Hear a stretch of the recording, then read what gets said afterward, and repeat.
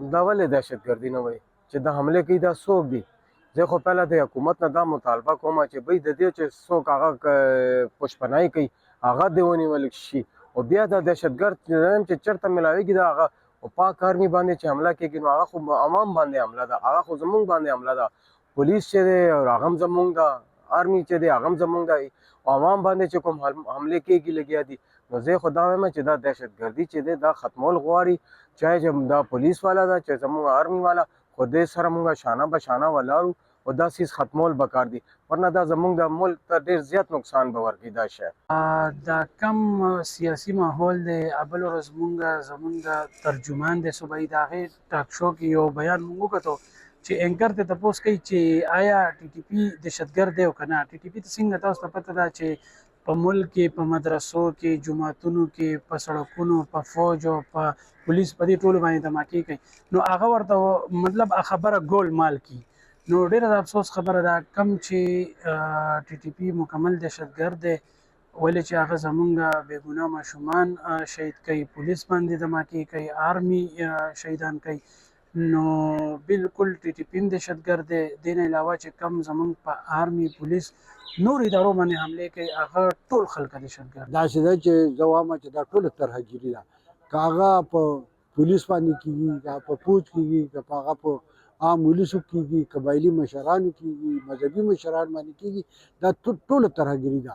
او ډېر یو عجیبه خبره ده چې کله څوک د ترهګرۍ مزاحمت کوي نو په هغه باندې حملې کېږي، چې څوک د ترهګرۍ باندې چپه خوله پاتې وي یا هغې سره پټ تړون لري نو په هغې نه کېږي. نو زه دا وایم چې دا وخت دی لکه د دې آی اس پي آر د ډایرکټر جنرال د پریس کانفرنس نه وروسته دا اوس وخت دی چې کوم ښکاره ودرېږي د ترهګرۍ خلاف او کوم یو شي نو هله به ترهګیري ختمېږي. سوال و چې یاره ترهګري ورته نه وایي نو څه ورته وایي، یا دهشتګر ورته نه وایي نو څه ورته وایي. دغه د ترهګرو دپاره چې کوم خلک نرم ګوشه لري، نرم ځای لري په زړه کې، یا د هغوی دپاره حمایت لري، نو هغوی دغه شانې خبرې کوي. نورو د ترهګرۍ خلاف په جنګ کې چې زموږ قوم، زموږ فوج، زموږ پولیس، زموږ عوام، زموږ ماشومانو کومې قربانۍ ورکړي دي، د هغې سره دغه یو چې دی زیاتې دی داسې قسم خبرې کول چې دهشتګرد چې دی هغې ته نرم ګوشه چې دی هغه موږ لرو. نو پکار ده چې ټول ترهګرو ته ترهګر وویل شي او ترهګر چې دی هغه ترهګر وګڼلی شي. او د دوی خلاف چې څنګه زموږ نیشنل ایکشن پلان دی، زموږ سکیورټي فورسز دي، زموږ سټیټ چې دی هغه لګیا دی او هغه جنګ کوي.